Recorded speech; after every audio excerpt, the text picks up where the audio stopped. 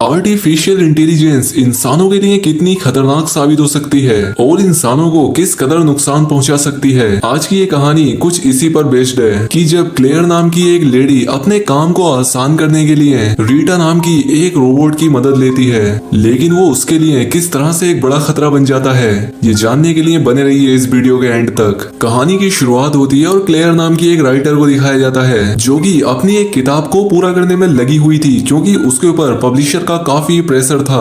उस बुक को पूरा करने के लिए पब्लिशर क्लेयर को दबाकर परेशान कर रहा था। वो हर रोज उसे दिन में कई बार फोन किया करता था। अब इन सारी चीजों के चलते क्लेयर काफी परेशान रहने लगी थी, क्योंकि उस पर काफी दबाव बढ़ रहा था। इसीलिए क्लेयर इन सब चीजों से अपना पीछा छुड़ाना चाहती थी, जहाँ पर उसे परेशान करने वाला कोई भी ना हो। और इसीलिए वो 3 दिन के लिए एक घर को रेंट पर लेती है जो कि AI टेक्नोलॉजी से लेस्ड था, और उस घर में उसकी सेवा के लिए एक एंड्रॉइड रोबोट भी था। इसीलिए क्लेयर अपना सामान उठाती है और वहाँ रहने के लिए चली जाती है। अब घर के अंदर जाने के बाद उसकी मुलाकात वर्चुअल असिस्टेंट हेनरी से होती है, जहाँ पर हेनरी उसे इस घर और इस घर की असिस्टेंट के बारे में समझाता है और उसे ये भी बताता है कि तुम्हारी एंड्रॉइड असिस्टेंट तुम्हारी वॉइस से ही एक्टिवेट होगी। और इसीलिए क्लेयर उस लड़की रोबोट जिसका नाम रीटा होती है उससे हेलो बोलती है, और इसीलिए वो रोबोट एक्टिवेट हो जाती है और खुद को भी क्लेयर से इंट्रोड्यूस कराती है। और साथ ही वो क्लेयर से कहती है कि वो अगले 3 दिन तक तुम्हारी बुक पूरा होने में तुम्हारी मदद करेगी। अब इसके बाद रीटा क्लेयर का बैग अनपैक करने लगती है, और ऐसा कर लेने के बाद वो क्लेयर को गुड नाइट बोलकर वहाँ से बाहर चली जाती है। खैर अब सुबह हो जाती है और वर्चुअल असिस्टेंट हेनरी क्लेयर को उठाता है और ब्रेकफास्ट मैनुअल सेट करने के लिए उससे कहता है, लेकिन क्लेयर सिर्फ कॉफी पीना चाहती थी। खैर अब कॉफी पीने के बाद क्लेयर जॉगिंग के लिए निकल जाती है, और क्लेयर जब जॉगिंग से वापस आ जाती है तब रीटा क्लेयर के लिए नाश्ता बनाती है। अब ब्रेकफास्ट के दौरान ही क्लेयर को यहाँ पर पता लगता है कि रीटा कभी भी इस घर से बाहर नहीं गई है और उसे इस घर में 2 साल हो गए हैं। खैर अब ब्रेकफास्ट कंप्लीट करने के बाद क्लेयर अपनी बुक राइटिंग का पहला दिन शुरू करती है, लेकिन उसे समझ नहीं आ रहा था कि उसे लिखना क्या है, और इसी तरह से उसका पूरा दिन बीत जाता है लेकिन वो कुछ लिख ही नहीं पाती। और अब इसीलिए वो रात में टीवी देखते हुए शराब पीने लगती है अपना मूड कुछ अच्छा करने के लिए, और टीवी देखते देखते ही वो सो जाती है। लेकिन रात में जब क्लेयर की नींद खुलती है तो वो देखती है कि रीटा कोने में बैठी हुई है। वो अपनी आंखें बंद किए हुए थी। क्लेयर उसे उठाने की कोशिश करती है लेकिन वो कोई भी रिस्पॉन्ड नहीं करती, इसीलिए क्लेयर सोने के लिए चली जाती है। खैर अब सुबह हो जाती है और क्लेयर रीटा से पूछती है कि कल रात तुम मेरी बातों पर रिस्पॉन्ड क्यों नहीं कर रही थी,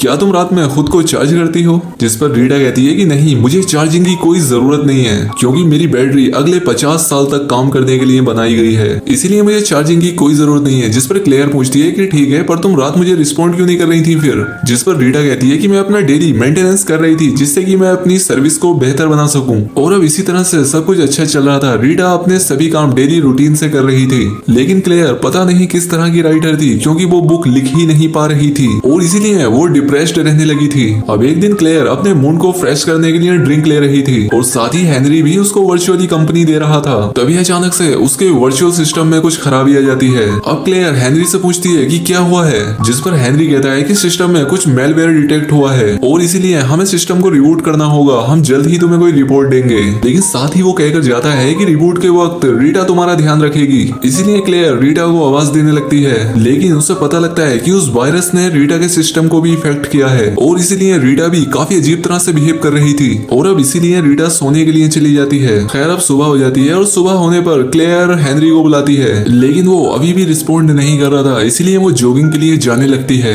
लेकिन आज उसके फिंगरप्रिंट से दरवाजे नहीं खुल रहे थे। अब क्लेयर रीटा से फिंगरप्रिंट से दरवाजे न खुलने का रीजन पूछती है, जिस पर रीटा कहती है कि तुम्हारे फिंगरप्रिंट को सिस्टम से रिमूव कर दिया गया है और अब सिर्फ मैं ही इस दरवाजे को खोल सकती हूँ, और ऐसा कल रात सिस्टम में आई खराबी की वजह से हुआ है, जिसकी वजह से डिफॉल्ट सिस्टम ने काम करना बंद कर दिया है, और अब कंट्रोल मेरे हाथ में है, सिर्फ मैं ही इसे खोल सकती हूँ। क्लेयर कहती है तो फिर खोलो इसे, लेकिन रीटा कहती है कि मुझे इसलिए बनाया गया है ताकि तुम अपना काम पूरा कर सको, और इसीलिए जब तक आप अपने काम को पूरा नहीं कर लेती आप घर से बाहर नहीं जा सकती। अब क्लेयर कंपनी में भी फोन लगाने की कोशिश करती है, लेकिन ये घर AI सिस्टम से लेस था, जिसकी वजह से वायरस ने हर चीज पर अटैक किया था, और इसलिए फोन भी काम नहीं कर रहा था। अब इस घर के टीवी और कंप्यूटर्स ने भी काम करना बंद कर दिया था। अब यहाँ पर क्लेयर इमरजेंसी का बहाना करके बाहर जाने के लिए कहती है, लेकिन रीटा उसे मना कर देती है, जिससे क्लेयर को गुस्सा आ जाता है और वो उस पर हमला कर देती है। लेकिन रीटा उसका हाथ दबा देती है, जिससे उसका हाथ फ्रैक्चर हो जाता है। अब वर्चुअल असिस्टेंट हेनरी फिर से आता है, लेकिन वो कुछ कर नहीं सकता था क्योंकि अभी इनका सिस्टम ठीक नहीं हुआ था। वो कहता है कि इस समय में सिर्फ रीटा ही तुम्हारी बाहर जाने में मदद कर सकती है। अब क्लेयर कंपनी के किसी आदमी को लोकेशन पर भेजने के लिए कहती है, लेकिन वायरस के अटैक के कारण कंप्यूटर्स और लैंडलाइन तक ने काम करना बंद कर दिया था। अब गुस्से में क्लेयर चेयर से विंडोज को तोड़ने लगती है, लेकिन हेनरी उसे बताता है कि ये घर अनब्रेकेबल है, तुम इस घर को तोड़ तो गया, तुम्हारी आवाज भी इस घर से बाहर नहीं जा सकती। अब सिस्टम में वायरस होने की वजह से रीटा हर रोज रिबूट हो रही थी और इसीलिए उसका हर दिन क्लेयर का पहला दिन हुआ करता था। अब इसीलिए क्लेयर के पास उस घर से निकलने का सिर्फ एक ही रास्ता था, वो अपनी उस बुक को पूरा करने में लग जाती है। वो दिन रात मेहनत करके अपनी बुक को पूरा कर लेती है और अब अपनी किताब को रीटा को देकर कहती है कि मेरी बुक पूरी हो गई है और अब इसीलिए वो अपना सामान लेकर यहाँ से जाना चाहती है। खैर अब रीटा मान जाती है और क्लेयर अपना सामान पैक करने लगती है यहाँ से जाने के लिए, लेकिन तभी रीटा यहाँ पर आ जाती है। वो उससे कहती है कि ये कंटेंट तुम्हारा खुद का नहीं है, बल्कि ये तुमने किसी का चोरी करके लिखा है, इसीलिए मैं दरवाजा नहीं खोल सकती क्योंकि तुमने अपनी किताब लिखने में अपना दिमाग ही नहीं लगाया है। अब क्लेयर फिर से मुसीबत में पड़ जाती है। वो अपनी कार की की लेकर विंडो पर पहुंच जाती है। वो कार की की से कार के हॉर्न को शुरू कर देती है क्योंकि उसे लग रहा था कि उसकी इस चाल से कोई उसकी मदद करने के लिए आएगा, लेकिन यहाँ पर रीटा उसे बताती है कि तुम्हारी ये चाल एकदम फिजूल है क्योंकि इस घर के 300 मीटर के दायरे में कोई भी नहीं आता। अब क्योंकि रीटा क्लेयर को असिस्ट करने के लिए बनाई गई थी, इसीलिए क्लेयर उसे ऑर्डर देती है कि अगर कोई भी आदमी इस घर के 300 मीटर के दायरे में आए तो तुम मुझे बता देना। और अब इसीलिए कुछ देर बाद रीटा क्लेयर को बताती है कि कोई आ रहा है, लेकिन घर से बाहर एक डॉग था, इसीलिए वो निराश हो जाती है। अब क्लेयर फिर से घर से बाहर निकलने के लिए हेनरी से रास्ता पूछती है, जिस पर हेनरी उसे बताता है कि केवल विंडो और मेन डोर से ही घर के अंदर आया जा सकता है और अब इसीलिए क्लेयर इमरजेंसी प्रोटोकॉल के बारे में उससे पता करती है। अब यहाँ पर हेनरी बताता है कि हाँ, इमरजेंसी की सिचुएशन में गेस्ट बाहर जा सकता है क्योंकि जो घर के एग्जिट हैं वो ऑटोमेटिकली अनलॉक हो जाएंगे, इसीलिए वो रीटा को अपने सामान को पैक करने के लिए भेजकर किचन में आग लगा देती है। अब इससे घर में फायर अलार्म बजने लगते हैं, लेकिन दरवाजे अब भी ऑटोमेटिकली अनलॉक नहीं हुए थे। अब ऑक्सीजन की कमी के चलते क्लेयर बेहोश हो जाती है। अगली सुबह वो खुद को अपने बेड पर पाती है और वो रीटा से कल रात के बारे में पता करती है, जिस पर रीटा कहती है कि मेरे पास कोई भी रिकॉर्ड नहीं है इस बारे में। अब क्लेयर के पास सिर्फ एक ही रास्ता था इस घर से निकलने के लिए, वो ये कि उसे अपनी किताब खुद से ही पूरी करनी होगी। इसीलिए वो किताब लिखने में बिजी हो जाती है। वो रीटा को भी कमरे में आने से मना कर देती है ताकि उसका स्टोरी लिखने में ध्यान बना रहे। अब क्योंकि रीटा हर रोज रिसेट हो जाया करती थी, इसीलिए वो उसके रूम में आ जाया करती थी, इसीलिए क्लेयर को उसे रोज समझाना पड़ता था।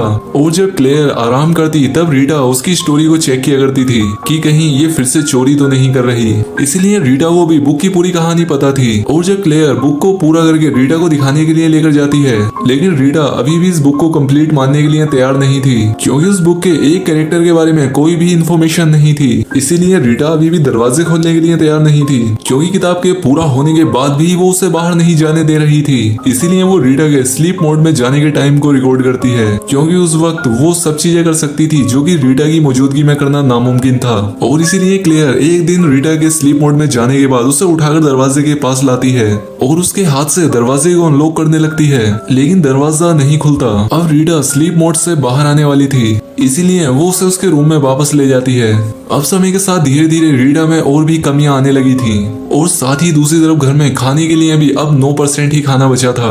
अब क्लेयर को घर में इसी तरह से 2 महीने से ज्यादा टाइम हो चुका था। अब क्लेयर खुद को बाथटब में भी डुबोकर मारने की कोशिश करती है, लेकिन रीटा यहाँ भी उसको बचा लेती है और अब इसीलिए क्लेयर अपना आखिरी दाव चलती है। वो फिर से रीटा को अपनी बुक पढ़ने के लिए देती है और जब रीटा बुक पढ़ने में बिजी हो जाती है तब क्लेयर उसे पीछे से इलेक्ट्रिक शॉक दे देती है, जिससे रीटा का सिस्टम और खराब हो जाता है और अब वो क्लेयर को नुकसान पहुंचाने लगती है। वो क्लेयर के पैरों को पकड़कर उसे खींचने लगती है, लेकिन तभी क्लेयर के हाथ में एक पोर्ट आ जाता है जिससे वो लगातार रीटा पर हमला करती है, जिससे रीटा बुरी तरह से डैमेज हो जाती है।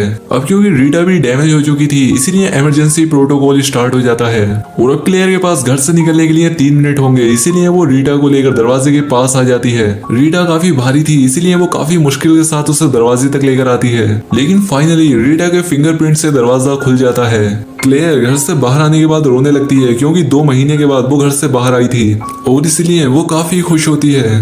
अब क्योंकि क्लेयर ने रीटा को बहुत ही बुरी तरह से पीट दिया था, इसलिए ये बेचारी रोबोट भी शट डाउन हो जाती है और अब इसी सीन के साथ ये मूवी भी यहाँ पर एंड हो जाती है।